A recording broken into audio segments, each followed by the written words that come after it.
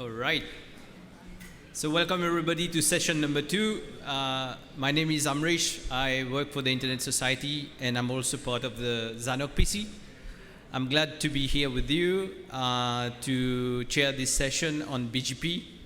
So as you know, it's an important session because everyone uses BGP, well, I hope. And BGP is an important component of the internet. It's the glue of the internet which connects autonomous systems together. But it is a very brittle system. Oh. Can someone please shut the door, please? Sorry for the latecomers. So we are going to have 3 talks today, talking about different things on BGP. The first one on any incident that happened. And then we will have a talk on RPKI communities. And then someone from the Curator Labs will talk about their tool, their new website that they are launching. So let me call upon Jack Lutz from Kentic. A quick introduction on Jack. Jack has more than 20 years of experience split between engineering and operations and product management. He's been involved in architecting and operating service provider networks as well as hosting networks. Please, a round of applause for Jack. Thank you.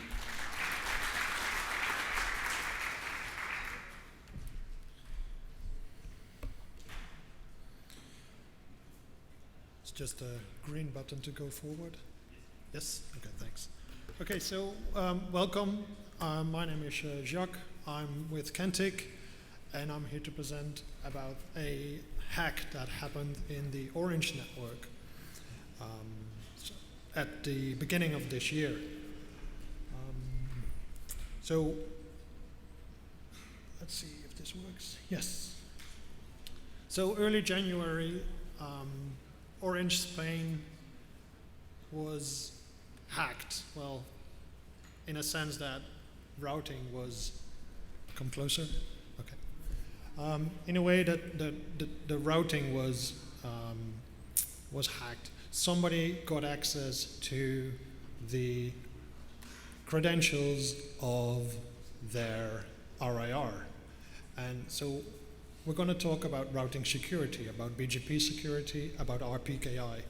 And I wanted to ask the audience here, who has never heard about RPKI? Anyone dare to raise his hand? Luckily.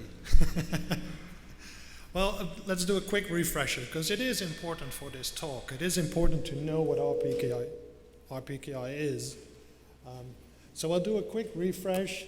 RPKI is an infrastructure that can take care of routing security. And the most common form of the RPKI infrastructure is the ROV application, where you can do the route origin validation. Let me quickly get my notes in front of me. It's easier than looking back and forth all the time. This application allows you to create ROAs, and those ROAs basically describe in what AS number, in what network, that prefix should be originated. And routers can do a check on that. They can check whether or not the prefix they receive from their BGP neighbor is originated from that ASN that it should be originated from. And if it's not, it can render that prefix or that announcement invalid and either or not accept that in the routing table. So if we look at an example, so we have an example ROA here that basically says I am prefix 172.111.180.0/22. I have a maximum length of a /23, and my origin ASN is 3223. That is what I should be. If I see an announcement different than this description, render me invalid. So if a router receives an advertisement, like the first one in this example, that says, I am 172, blah, blah, blah, blah, /23. My AS path is originated in 9009. You do the check with the ROA, and then it renders invalid because the AS number, the origin AS number, is not the same as in the ROA. So it will turn invalid. The second example says something about the maximum length. You can configure the maximum length in that ROA, and this one is an advertisement from a prefix that is a /24 and is originated in the AS number 3223. Well, that is correct because the ROA describes the origin AS number, which is correct, except for the max length. The max length should be maximum at 23. And in this example, we're looking at a /24. So this prefix, this announcement will be rendered invalid because of the ROA describing it to be maximum a /23. In the last example, we'll see that the advertisement is a /23 with a origin ASN in 3223, and that is according to the description in the ROA. So this one will be valid. Make sense? Easy, right? So, how are we doing with creating these ROAs? We can see, and it's not all too clear because of the beamer, I think, but the yellow line, the top line in the picture, is the prefixes that don't have a ROA, so the unknowns. Those are going down over time, so that's a good sign. The valids are going up, which is even a better sign, because people are creating ROAs, people are creating the right ROAs, doing the correct advertisements, so that is a good sign. The pie chart on the right-hand side says something about the internet volume, the traffic volume, and how much of that is being covered by ROAs, and how much of those ROAs are valid or unknown or invalid. So we see that a large amount of traffic is being covered. The red bit is not being covered, but a large bit of the traffic is being covered by ROAs nowadays. So that is going into a good direction, and that's all because of you as well, because you're working, you're operating your networks, you're creating the ROAs, and hopefully setting up your routing policies as well. But are we actually setting up those routing policies? Are we actually taking the validation status into account in our routing setup? So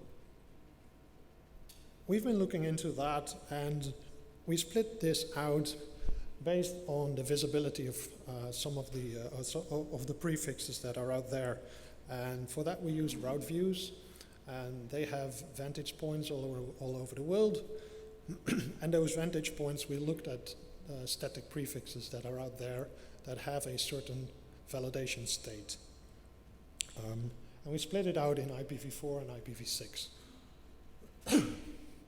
So the x-axis in the graphs says something about how many vantage points can see the prefixes. So the further on the right, the further the propagation of the prefixes, the more vantage points will see that prefix. The height says something about the amount of prefixes. So for v4 and v6, the not founds and the valid prefixes, you see that those are propagating far, far over the internet, which means that these prefixes are just being announced and re-announced and being propagating over the internet, and the vantage points will, they see all those prefixes. The green graph, on the other hand, is about the invalid. So the prefixes that are validated as an invalid announcement. And we actually should not see these. That would be the best. But we have vantage points, although not as many, but we have vantage points who see these prefixes, which means these prefixes are being re-advertised, they are being announced. People are re-advertising those prefixes. But it's on the left side of the graph, so there's not that many vantage points that actually see all the prefixes. So there are a lot of networks out there that are actually filtering the invalid prefixes, which is a good thing again. But again, there are networks that are re-advertising the invalid prefixes that don't have that routing policy set up where they just ignore or drop the invalid prefixes.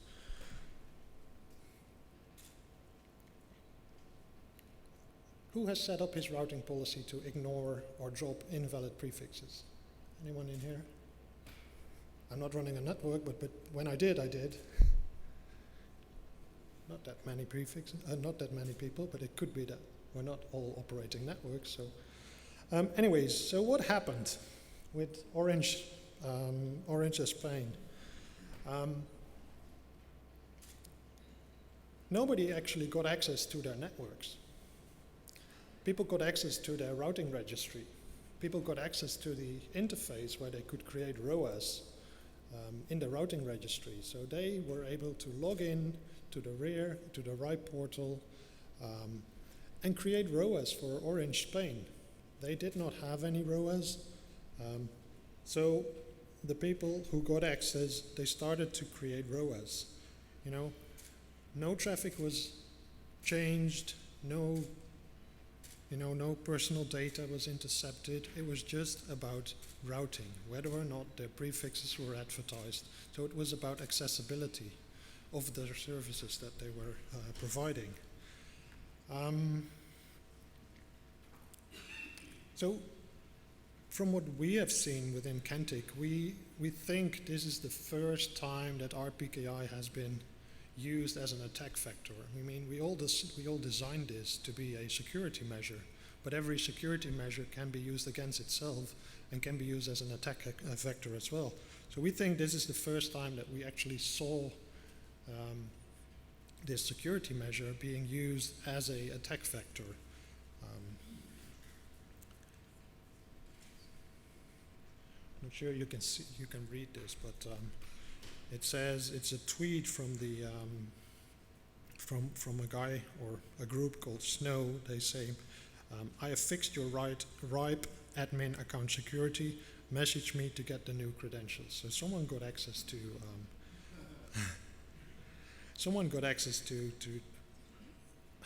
to a login they should not have access to, because it is dangerous.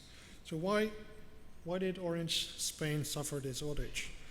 As said, Orange did not have any ROAs configured. So what they did, they created ROAs for a couple of the prefixes, /22, /21, /16. Nothing wrong, because they did the right thing. They configured the ROAs with the right origin, so not much happened there. Although there was a max length set on the prefixes. And that means that if there are any more specifics, those more specifics will render invalid, because there's no covering ROA for them.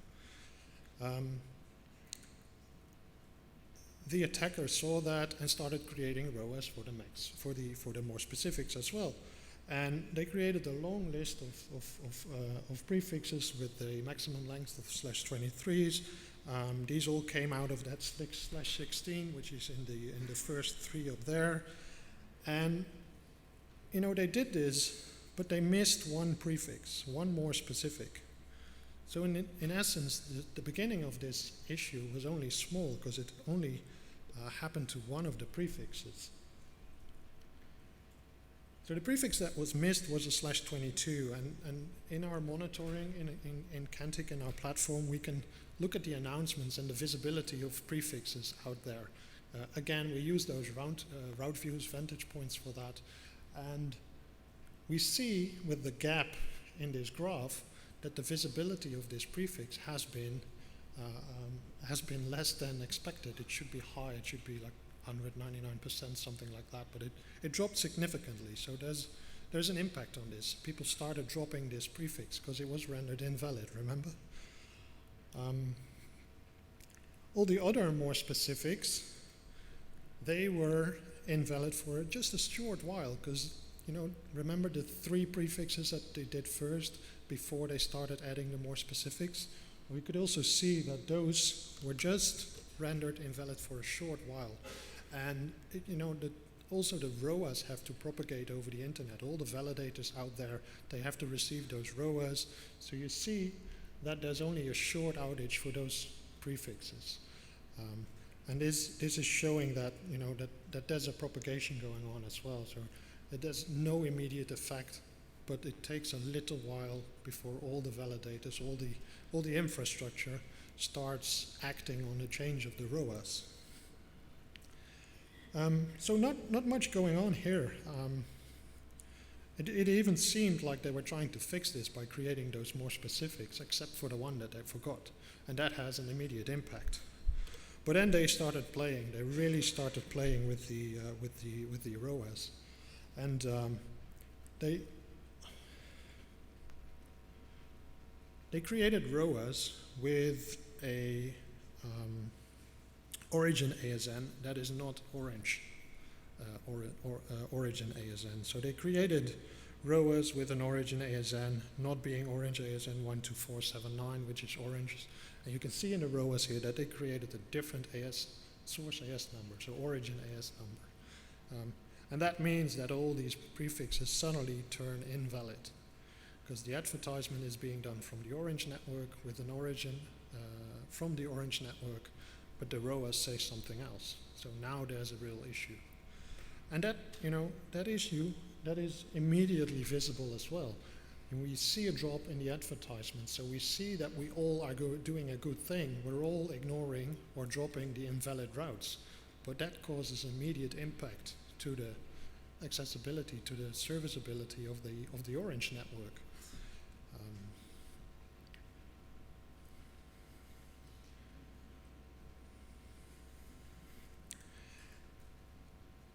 It took a while before Orange found this out, and they had to fix this because their services were unavailable. Users couldn't reach their whatever they were looking at on the internet, couldn't send their emails, whatever. So they had to fix this, and it took basically the entire day before Orange realized that it had to do with ROAS. You remember that they had not set up any of them, so they were not really thinking about that. So it took a while before they started fixing this issue. And I'm on the interesting part of the graph. Can this be moved? Can someone move the video? Because it's over the graph. It's the interesting bit of the graph. But it took a while, and here we go. Thank you. It took a while before they changed the prefixes, they changed the ROAS, they were trying to fix the ROAS, and we actually see that traffic is coming back. And that the visibility of those prefixes is coming back. So,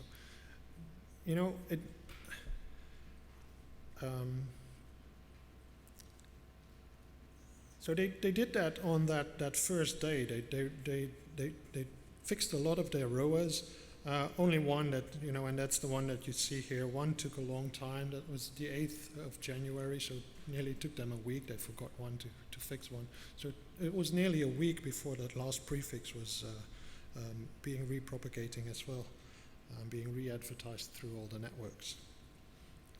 So you can see that, running RPKI as a security measure can also impact your visibility, your accessibility.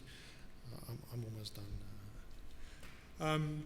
So, it is important to run RPKI.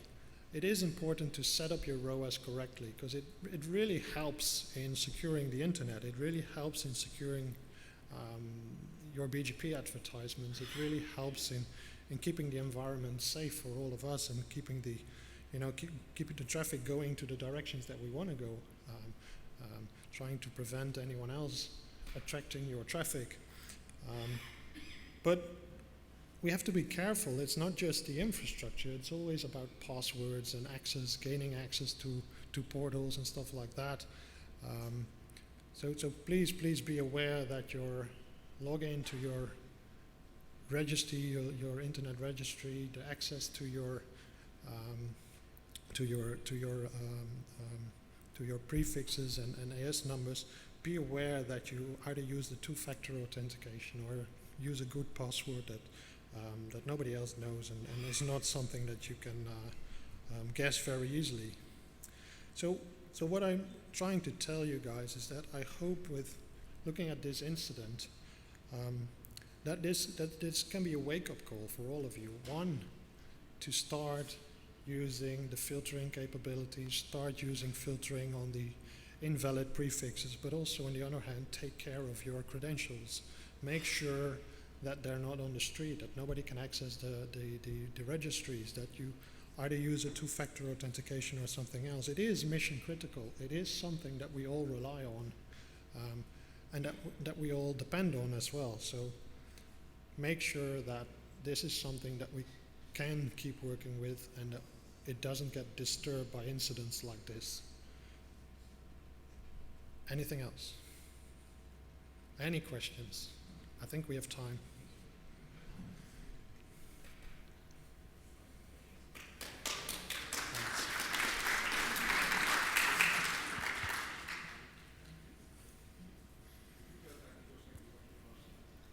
Go back to this last slide. Oh, they're not there anymore. This one? Hi, my name's Alan Levine. I'm from AS37199. We're a small boutique ISP, so we don't have that many customers. But so when we get a customer that's a global telco, we try and provide them with the best possible service. And then we start getting complaints about our BGP is flapping. I think we would know if our BGP was flapping. It was a bit surprising that their NOC was sending us continuous complaints about the BGP flapping until we worked out that it wasn't really our BGP, it's really their BGP in their network, and they're just using our circuit.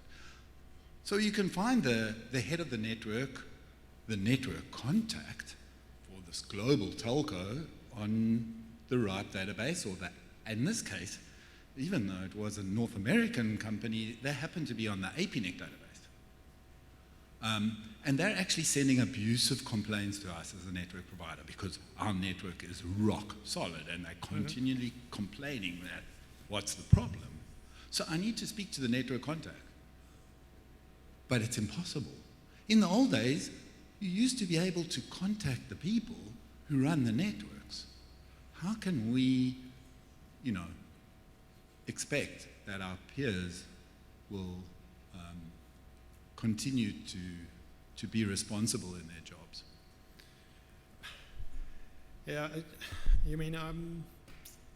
I think it's a responsibility of all of us who are operating and managing networks to, we have the responsibility to act on reports that you are sending in. We're trying to build a stable ecosystem, and if there are networks that are not responding to complaints, they're not responding to any tickets that might be opened or any, issues that are being sent to them. I think they should do a better job. We're all there. We're all using this infrastructure, and we all have that responsibility. I can't talk for that service provider, but I know I've been in your shoes. I've been in that situation where you don't get a response, which is really frustrating. And then again, it's really good to be out here, speak to your peers, get to know them, and maybe have that personal contact with someone in that organization that can help you out there. So yeah, it's something that we all have to take care of and be cautious about. Yes.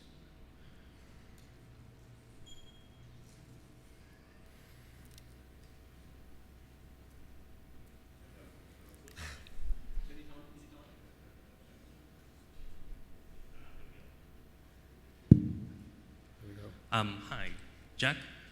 Great talk. Thank you. Thank you. My name is Nishal.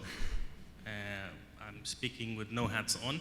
I think, it was really important for people to understand that The primary issue here wasn't that they were hacked. It was a hack of the routing infrastructure. And for those that have been listening, that's been fairly clear. But the flip side of this is that the problem occurred because of RPKI. If we didn't have this thing called RPKI in the internet, then this would have been a non-issue, right? The fact that they had a weak password, I think the password was RIPNCC password or something like that. The fact that it was a weak password meant that they could have gone after internet routing registry objects or something different. But there's still a component of folks that say that this happened because of RPKI, and therefore RPKI is probably not something that you should be doing, or if you're doing it, be very careful because look what happened to Orange Hispana. What would you say to those people? Well, I think, in my opinion, and I think a lot of people with me, the impact of traffic being redirected to a different source than the original source, when you have an advertisement of a more specific from another ASN, that will redirect the traffic to somebody else, and then they can do anything with that traffic. They can look at the payload, they can look into the packets, they can actually get information from users. If we don't do RPKI, I think that issue is much bigger than the incident that we saw here. Having the ability to gain information about people, information about services, have insights in the traffic that's being redirected to that ASN that should not be receiving that traffic. I think that is much more hazardous, that has a much bigger risk than the incident that we saw here. So I think, and I'm convinced that RPKI is something that we all should do. We should all set up that routing policy, drop those invalid prefixes, because it really helps in securing the data that is being transported over the internet.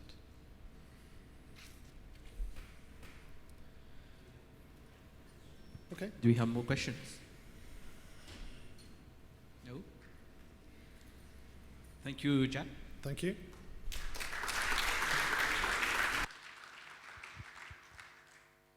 We will continue with a talk on BGP communities. BGP communities, as you know, is an important attribute that helps send messages across BGP peers. And Max is going to talk about how some people are using or misusing BGP communities. So, a short intro on Max. Max runs AS58280. In the past, he founded an ISP and wireless ISP in Italy. Worked at the RIPNCC as a trainer and as the IPv6 program manager, and at the Internet Society where we work together. And he's involved in numerous program committees and helps run a couple of internet exchanges. And he's based in Zurich, Switzerland. So good, thank you. Good morning, everyone. I'm here to, let me see if I can get slides. But before I start, there was a positive message at the end of the previous talk. I don't want you to misunderstand what I'm going to say during my presentation. I'm actually in favor of RPKI. It's just that there is a detail that I'm exposing here of things that some people do that we might want to correct. So the title is a little different from what you see on the program. So the title is, How much RPKI do you want in your BGP? Why? We'll see it in a moment. But Amrish already introduced me. I'm involved in a few things. The one he didn't mention is that for some case or fate, I'm behind the ZANOG Discuss group on Telegram, and together with Ed and other people. There's a funny story behind that, behind why that happened, but I'm not going to tell it now. It's for beers later tonight or whenever we have time. So for the breaks. So come see me in the breaks if you want to know the story behind that.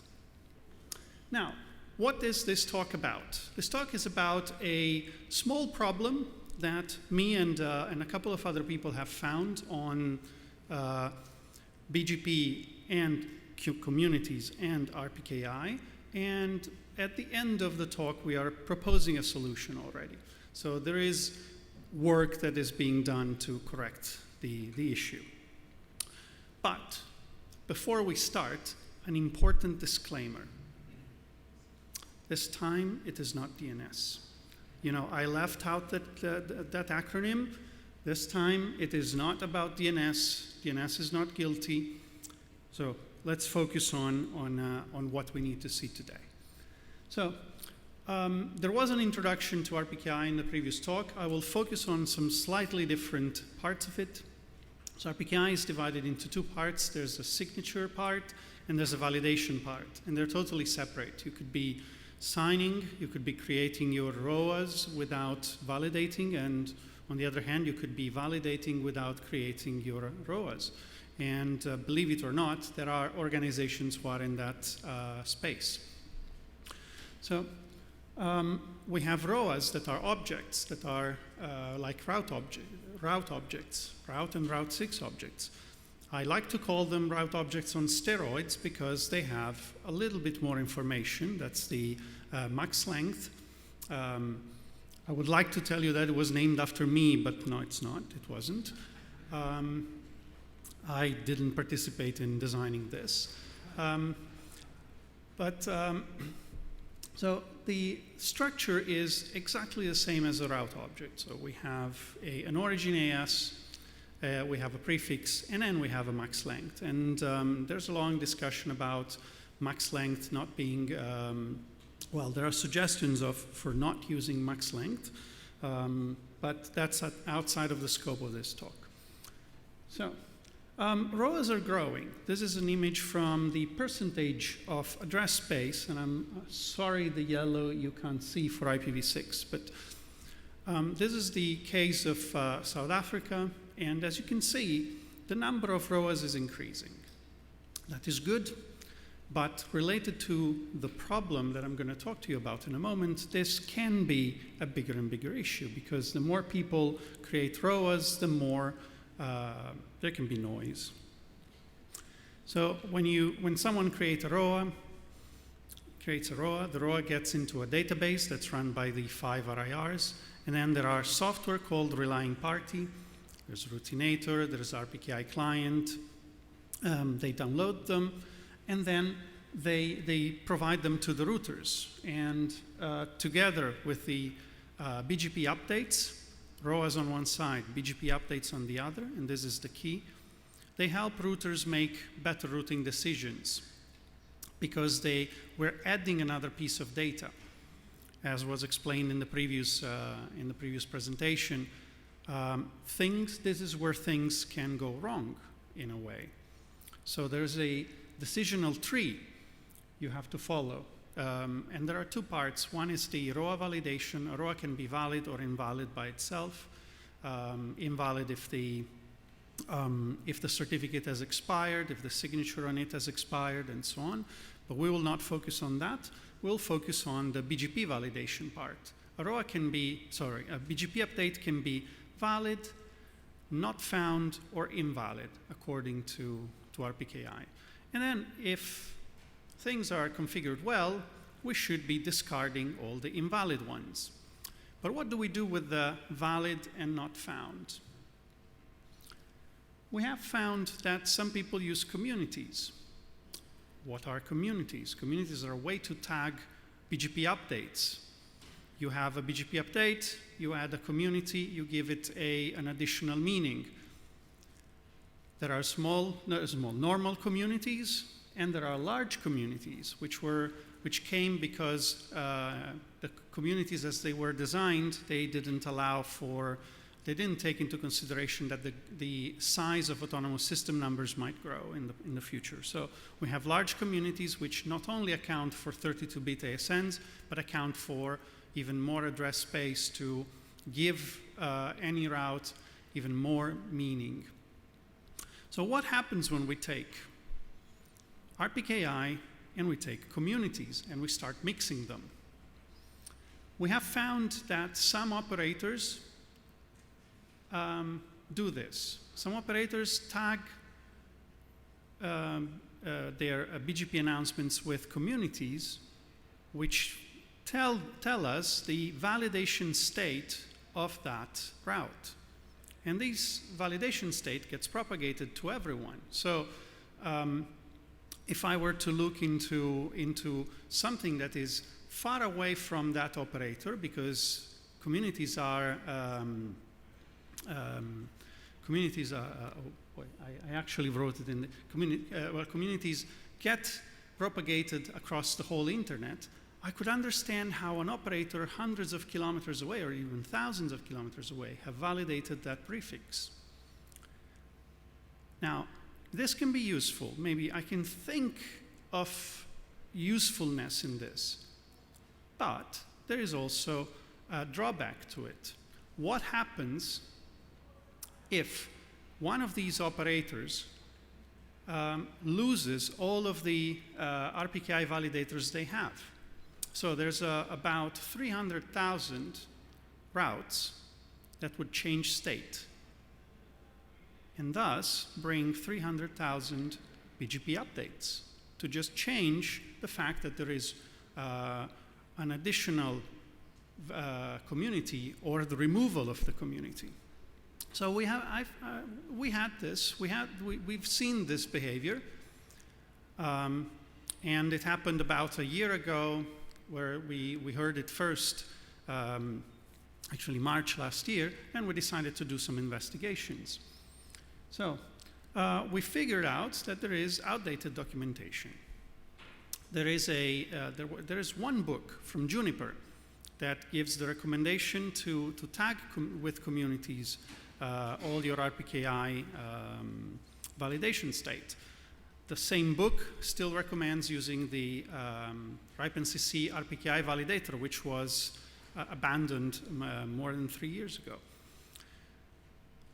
The good thing is that last week I was able to talk to, actually, a very good friend of mine is the author of the book. So I talked to him and promised I would help updating that book. So this is one part where there is work already being done to fix this problem. But it is difficult, but stay calm and fair. So let's see what this is about. I did first one round. So I took route views.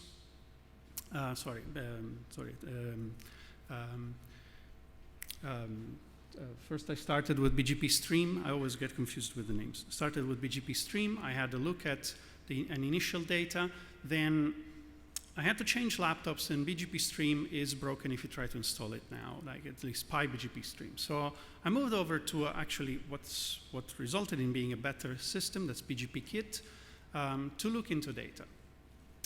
We have one hook that we saw, so one operator that we knew was doing this tagging, one global operator. You'll see the ASN in a moment. Then, while I was actually writing my quick script to do this evaluation, a friend of mine from the Faroe Islands asked me, "Oh, could you look at this issue that we have? You know, Faroe Islands is a group of islands north of Scotland. It's in the middle of the Atlantic Ocean." And while I was going through a looking glass for 12.99. It used to be Telia, now it's called Aurelion, I think this week. And I found that they also signal BGP validation state in RPKI. So I started looking. This is my initial list of targets. Can I see these communities somewhere in BGP updates across the world? So there's one of them that I signed that I was hoping not to see, the invalid, which mean if I were to see it somewhere on the internet, it would mean that someone was propagating invalid routes, but luckily I didn't see any of that. And you can see that I took one rib dump from the 27th of October 2023 at 10 in the evening, and I looked at what I could see. Do I see any tags of this in route views or even in, I tried also the same in RIS, and I did see that. I didn't see anything from 1299. That is one example that I'm giving you, route views 3. That's one route collector. But if I moved to route views 6, I would actually see entries from 1299. So we established something. We do see these communities in the wild. So what's the next step? Next step was, okay, since we see them, how many updates in BGP carry these communities on a daily basis? So I took a period of 24 hours, and I connected to RIPE-RIS. I used RIS Live, wrote a script that whenever it would see one of these communities would increase a counter, and then every hour I would dump this data. So how many do we see, and how much is the percentage compared to the total BGP updates we see on the internet on a daily basis? And you can see that there is always a margin, a low margin. It's about 10 to 16, 17% of BGP updates that come from 2 operators in the world that carry these specific communities. This is for IPv6, and we can see similar trend for IPv4. So at this point, we've established we see these communities in BGP updates. Now, the next step was to set up a test prefix. I'm lucky enough to have a spare /29 IPv6. So what I did was I built a script that at the same time would update the ROA, create it, and delete it. So my BGP validation state would change every 6 hours, and then check every single BGP update seen by RIPE-RIS for that specific prefix. So what do I see in there? And actually, I did see that there are some operators that do, some more operators than the ones we initially saw, that actually do this tagging, and they explicitly tell everyone. I put an example that is Coloclu. Coloclu is a not-for-profit in the Netherlands for geeks by geeks. So if you want to have your own server in a colocation, and you don't want to pay the normal colocation prices, you can go to Coloclu. And Coloclu is a team of people who work at different ISPs, different networks, or just enthusiasts. And Coloclu has rack space, a networking team, a colocation team. And Coloclu does this tagging of, there is an explanation here that says, well, with this, I think it's 102, I remember, because I can't read it actually on the screen. They tag if something has validated RPKI. So as you can see, anytime I would update my ROA, there were 2 messages, one for the one that contained that community, and one that didn't contain it. So every time I changed my state, there would be at least a little bit of noise from Coloclu. And there were 3 or 4 other ISPs, other networks that I could see with a similar behavior. The difference between Coloclu and the others is that Coloclu has documented it, so I can tell you for sure why. Other networks don't have a clearly documented policy. So that is the issue when doing this kind of research, is that you depend on the documentation from the other side. But I can tell you for sure that there is a bunch of operators doing this tagging. So what is the problem here? The problem is that if everybody were to start doing the same, we would have a lot more noise in BGP. Consider that daily you have the creation or the deletion of a few hundred to thousands of ROAs, which then trickle down with this mechanism into BGP updates. And they create more load for your routers, they create more load for the global internet, and, well, energy consumption goes up, and so on and so on. So we do have a problem, and we also have a suggestion. So there is a BCOP draft, Best Current Operational Practice draft, that we have submitted to the ITF.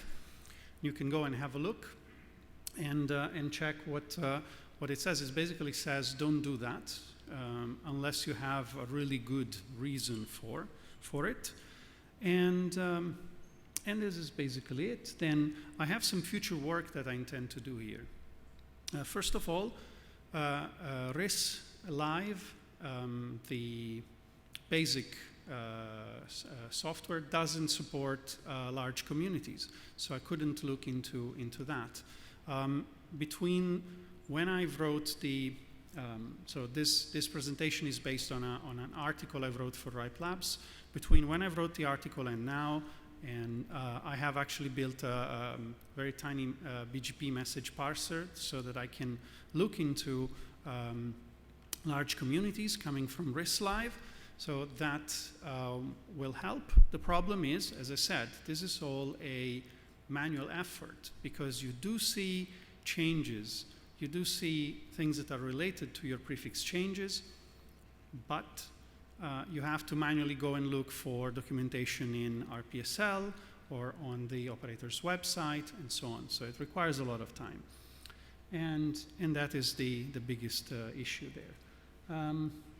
So with this, I'm finished, and I hope I gave you a positive message in a way. RPKI is good. Certain things related to RPKI, we're still learning about them. And this was good practice when people started with RPKI. Now that there are more and more ROAs, more and more operators doing validation, it's less likely to be nice. So thank you. Now I have questions.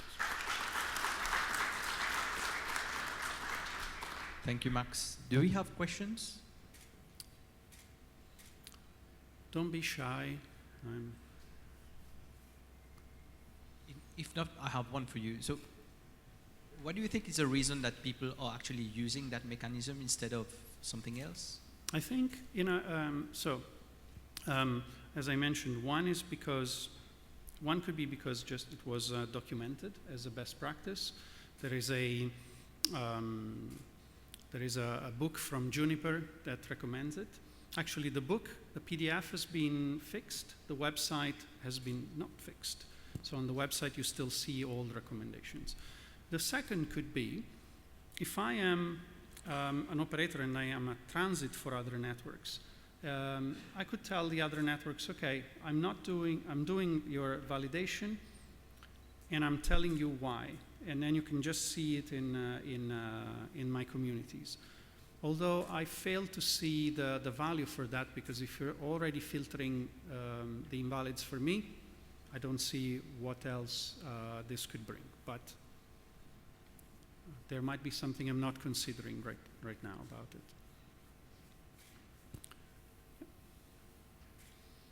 Okay. Well, thank you very much. In any case.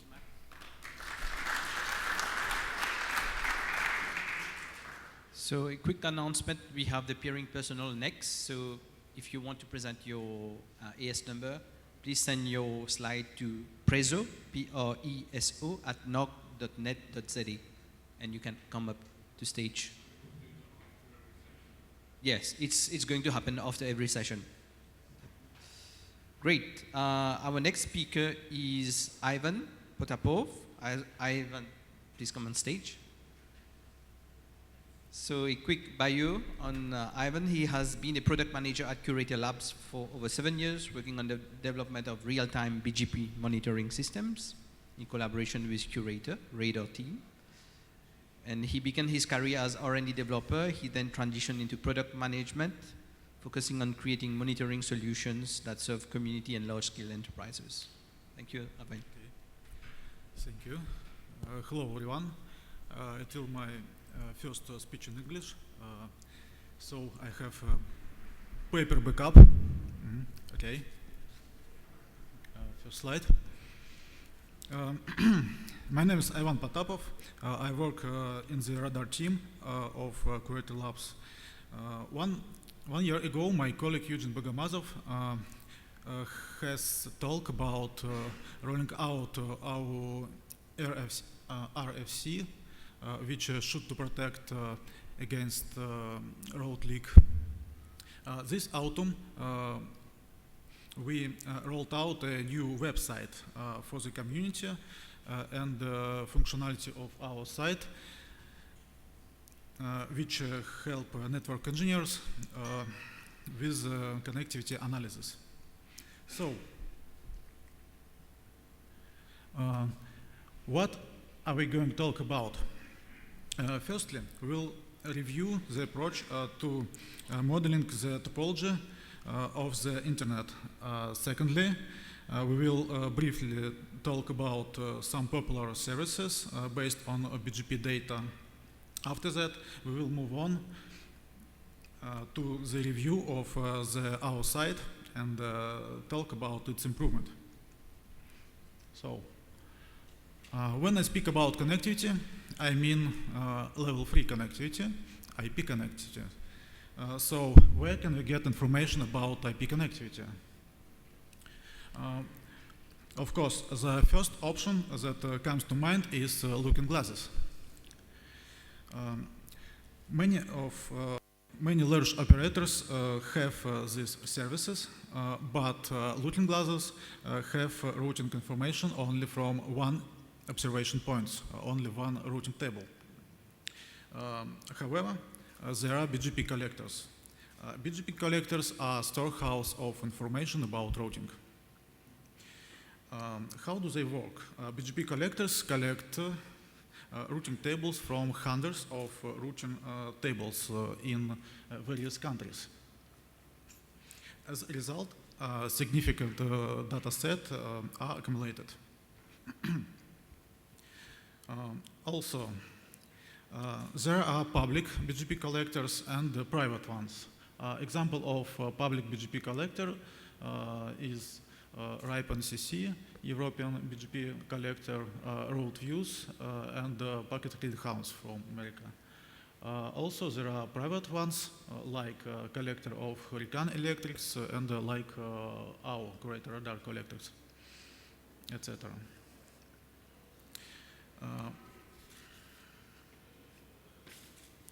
What should we do with this information after keeping? We can try to build information.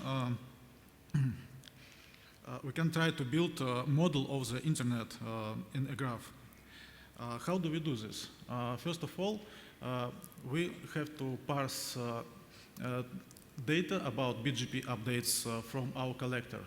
Usually, BGP updates keeps in MRT format, and we can extract from this format information about prefixes, information about ASPasses, information about communities, and from ASPasses we can extract origin autonomous system, and we can extract links between autonomous system. Next step is building a graph from these links. It will be a connectivity graph.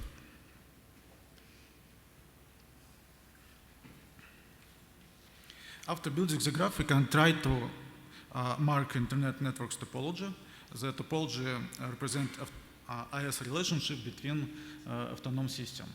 When I speak about relationship, I mean provider to customer relationship, peer-to-peer relationship, or sibling relationship.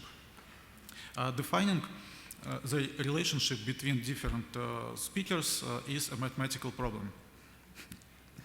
The methods for solving problem were formulated in the works of Gao and Rexford in 2001.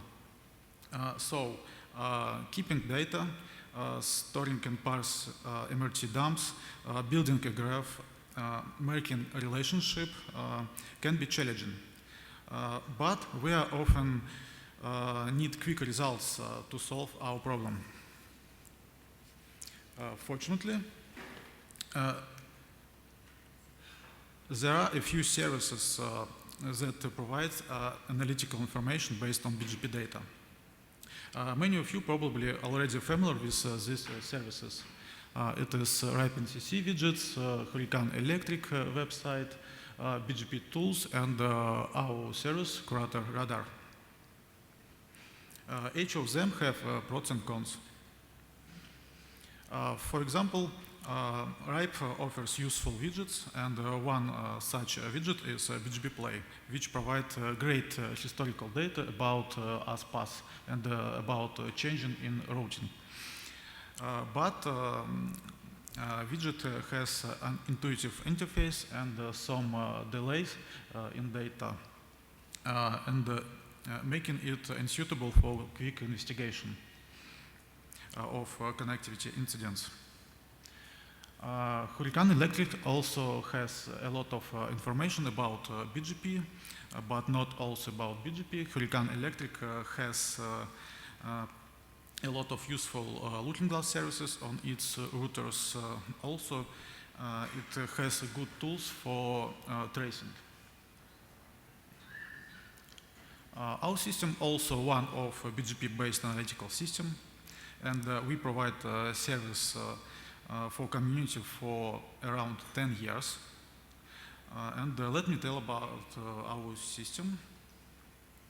But before start, I would like to ask who already know about our service. Oh, nice to meet some hands. Thank you.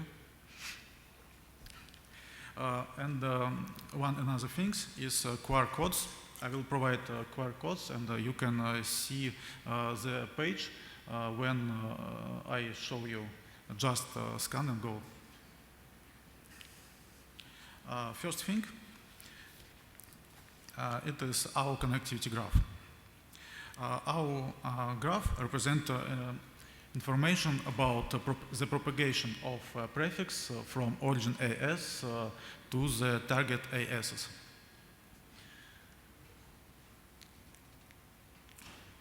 And what new information can we add for this graph? We can relay each link from ASPAS with our relationship, because we have our own autonomous system relationship model. And we have a colored relationship between autonomous systems, and green is relationship from customer to provider. Orange is relationship between peelings, and blue is relationship from provider to customers. And sometimes pink happens if we don't know relationship between two autonomous systems, or it is a sibling relationship. If you would like to see propagation of prefix in your region, you can select your country near target autonomous system and see regional propagation. For example, you can see a propagation of your prefix in South Africa. Also, you can add your target autonomous system, and we will try to show ASPAS from origin to your autonomous system. It looks like interactive multi-looking glass, but it depends from count of our observation point in country, and sometimes our graph is empty. It happens because sometimes we haven't routes from observation points to origin autonomous system, which announce prefix. But here we can try to predict ASPAS based on our historical data about BGP links and based on our relationship model. And we add a switcher, and we can switch, turn off switch, and predict the route. And again, it is not real route, it is predicted.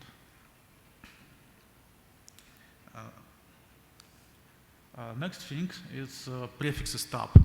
We spoke about one propagation of one prefix.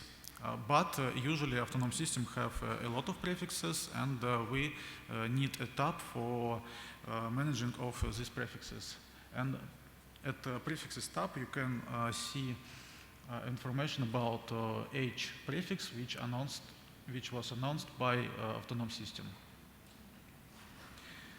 Also at this tab you can see history about prefix security object, a history about appear and disappear route object, appear disappear RPKI row object. Also you can see history about appearing and disappearing announce, and you can export the data from this tab. Also, almost each autonomous system have BGP neighbors, and we have a special tab with BGP neighbors where you can see providers, customers, and peerings of your autonomous system. This slide shows an example of Cloudflare's client growth during the pandemic.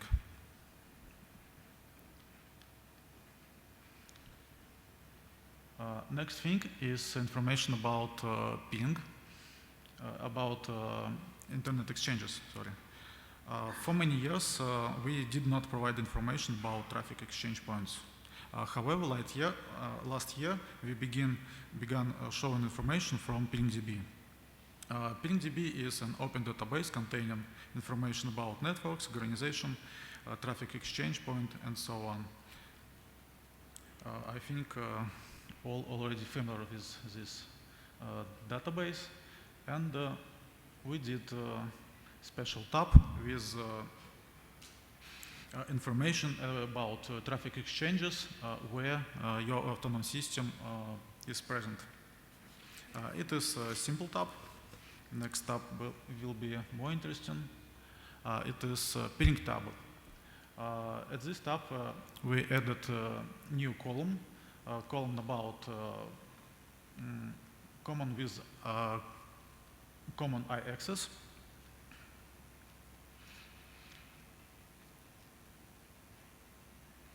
And this column presents information about I-access where both speakers are present. How do we do this? We take a peer-to-peer link between two speakers' ISs. For each speakers, we determine the presence of their internet exchange according to PingDB. If both are on the same IX and the IX name to our common IX list. Okay, but I must repeat that this data based only on PingDB data, and presence on IX does not mean that there is a traffic. Next thing, it is about about network planning. Let's imagine then you are owner of a large network, and you want to grow your business, and to do this you have to expand your network. The question arises, where to place new point of presence? How do we approach to this? We can measure delays. For example, we can use RIPE Atlas probes and identify the countries with where these delays are at maximum. Also, a number of potential users of our service is important. And for example, let's choose India and say we don't know anything about this country, but we are planning a new connection with the best providers in this country. And the question then arises, who is the best provider in this market? Without fundamental knowledge, the task may seem complicated. I mean knowledge based on BGP data. And what approaches are possible to solve this problem? For example, you can try to build a rating and consider the top of autonomous system from this rating. But there is one problem. The providers may be from desired country, while its client could be from another country. Because we aim to reach as many local providers as possible, we need to separate apple from oranges or flies from food. And recognizing this, last year we launched a new ratings category known as regional ratings, where we recalculated global metrics to regional metrics. And now we have metrics like the average number of hops, the count of local providers, count of local customers, the size of local customers con, etc. And so now we have separated ratings for each country.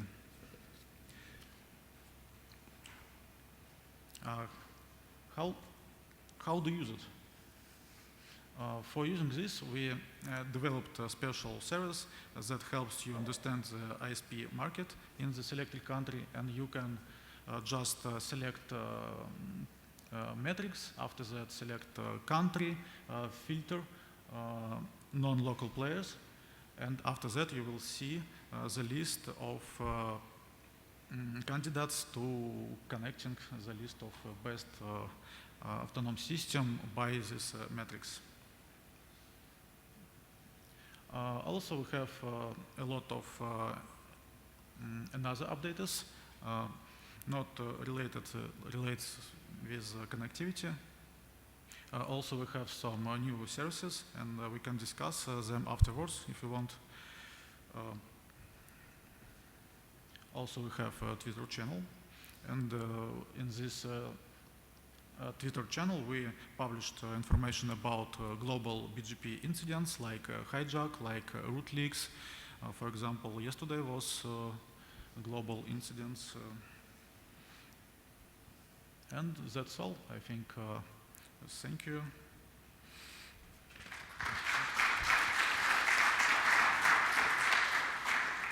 Thank you, Ivan. Do we have questions? Please speak slowly. I have language barrier. Hi, Nishal Gobardhan, Packet Clearinghouse. I'm curious about your method for collection, the data collection methods. Are you receiving these via multi-hop external BGP sessions? Do you have a pop in South Africa? Repeat that? Point of presence. Sorry, I shouldn't say. Are you doing multi-hop for BGP? Yes, of course. Every owner of autonomous system can do multi-hop with our peering collector, and we have instruction for doing this. I can send you. And so to be clear, you currently collect data out of South Africa. Okay. You have yes, we already have BGP multi-hop session with some providers in South Africa, and we collect this data in our collector.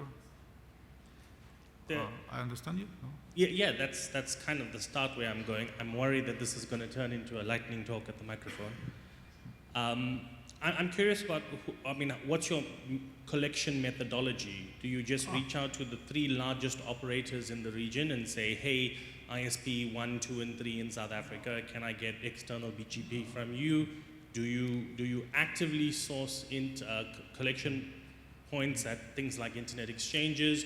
Do you reach out to, because that didn't come across clearly to me. If you spoke about collection methodology, you mean what do you mean? You mean what target autonomous system where which I show on the slide? We have ratings of biggest autonomous system for each country, and when I show graph of propagation, we stopped showing graph on the biggest internet service providers from South Africa based on our rating. And if we have a session with one of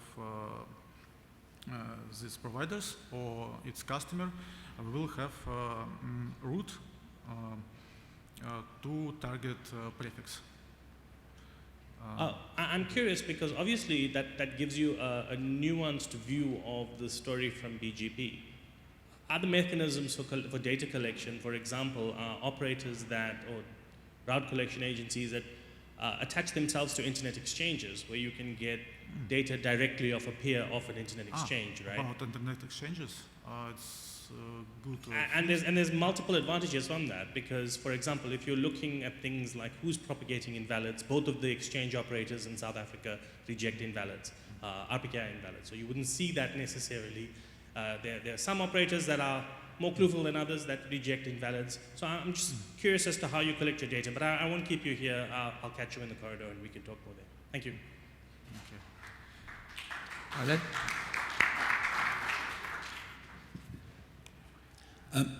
Hi, my name's Alan Levine. I met Ivan at one of the NOGs in the last few years, and he's probably collecting some data via our routers. And Nishal, I'm so sorry, yes, I should have introduced him to you so he could get data from one of the Inc servers better than getting from a small network like Vanilla. But your point is well made. I think that, oh, by the way, out of it, what we've got is I get emails from QRadar that tells me a lot of fascinating information.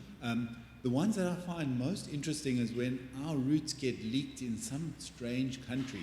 You know, when your AS is in a route leak and it's some ISP in Argentina that's got 25,000 route leaks and it's leaking out your routes there.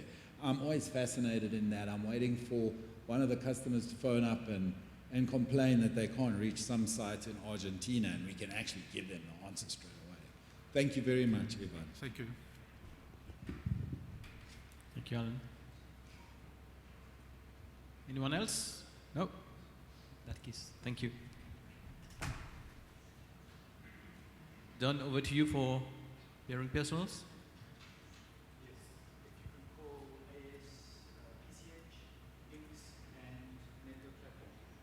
So we have 3 PCH, INCS, and network platforms.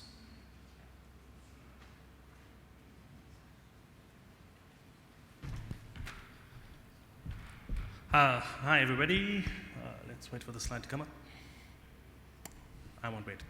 My name is Nishal Govardhan. I'm an internet analyst at Packet Clearinghouse. Make of that what you'd like. We peer at many internet exchanges. We're up at 296, I think, this week. If you are a peer at an internet exchange point, we would love to peer with you. We would love to see the routes that you're peering at the exchange. We collect and make that available to researchers for, well, research purposes. We also run the world's largest DNS network that you've never ever heard of because we're a back-end DNS network. We provide anycast services for roughly 2/3 the planet, and if the slide was up, you would see that. So we would love to peer with you. Peering with us will help make your DNS faster, better, safer, and all the other nice things. That's AS42 and AS3856, which apparently still doesn't want to be shown. Thank you.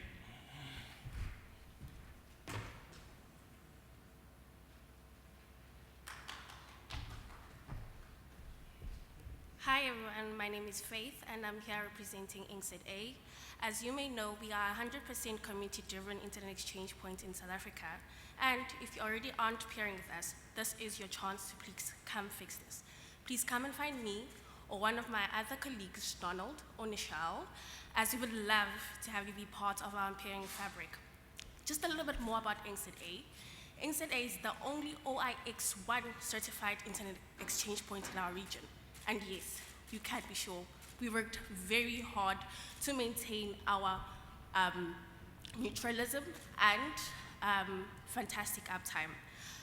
In 2024, we will be adding entity JOH1, and it connects to our available sites, and perhaps 2 more sites, and that's depending.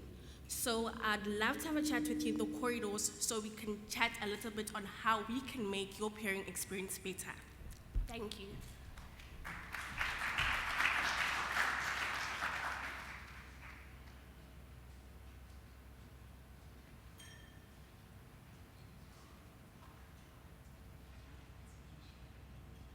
network platforms? Anyone?